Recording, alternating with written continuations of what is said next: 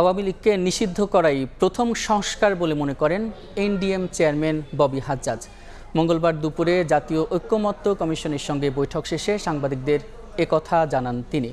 সংবিধান সংস্কার কমিশনের দেয়া ১৬৬টি প্রস্তাবের মধ্যে ১০০টিরও বেশি প্রস্তাবের সঙ্গে একমত পোষণ করেছে এনডিএম। ববি হাজ্জাজ জানান, জাতীয় নির্বাচনের আগে স্থানীয় সরকার নির্বাচন প্রত্যাখ্যান, সংবিধানে বাহুত্ববাদ, ২ বারের বেশি প্রধানমন্ত্রী না হওয়া সহ একাধিক প্রস্তাবে আপত্তি জানায় এনডিএম।